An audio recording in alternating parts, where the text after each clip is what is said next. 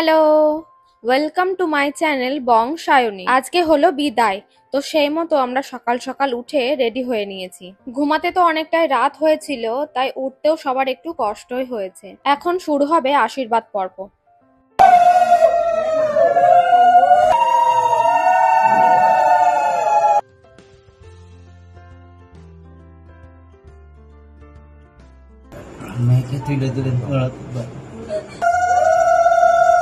ঠাম্মার কাণ্ড দেখো, নাচ জামাইকে মিষ্টি খাওয়াতে গিয়ে এ যে নিজেই মিষ্টি খেয়ে নিল।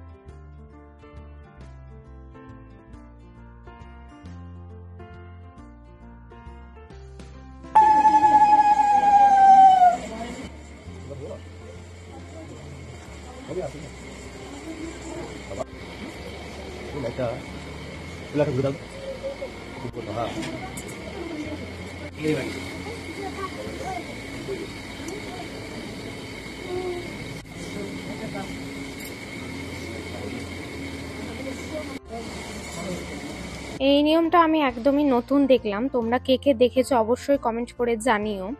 তো এই নিয়মটা আমার খুব ভালো লেগেছে। নিয়মটা হলো এই যে মেয়ে যাবার সময় তার পায়ের ছাপ দেওয়ালে রেখে যায় এবং সেটা সারা জীবন থেকে যায়।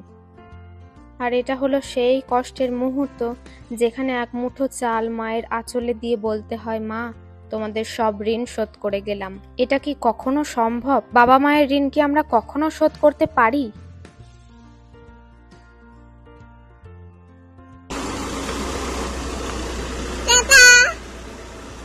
বেরিয়ে গেল বিয়ের গাড়ি, পিছনে যাব আমরাও। বিয়ের পর্ব এখানেই শেষ, আবার রিসেপশন। সেদিনের ওয়েদারটা ছিল অসাধারণ সুন্দর, আর যে ক্যামেরাম্যান দাদারা আমাদের সঙ্গে যাচ্ছিল তারা পুরোনো দিনের এত সুন্দর সুন্দর গান চালাচ্ছিল না, মনটা এমনিই যেন ভালো হয়ে যাচ্ছিল।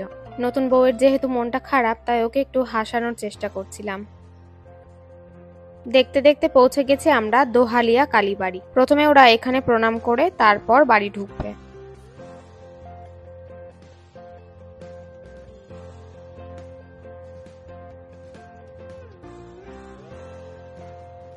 এটা ওদের বাড়ির পাশেই একটা ধর্মরাজের মন্দির। নতুন বউকে দেখার জন্য কত মানুষ ভিড় করেছে দেখো।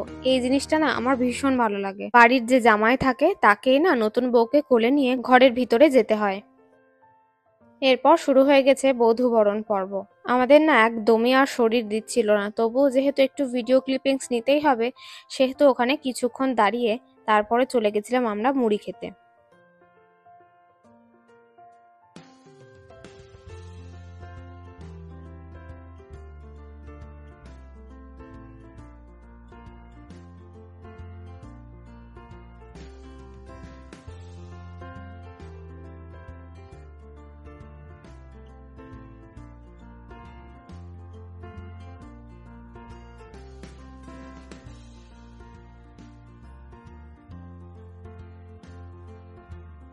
বিয়ের ভিডিও তোমাদের কেমন লাগলো অবশ্যই কমেন্ট করে জানাতে ভুলো না।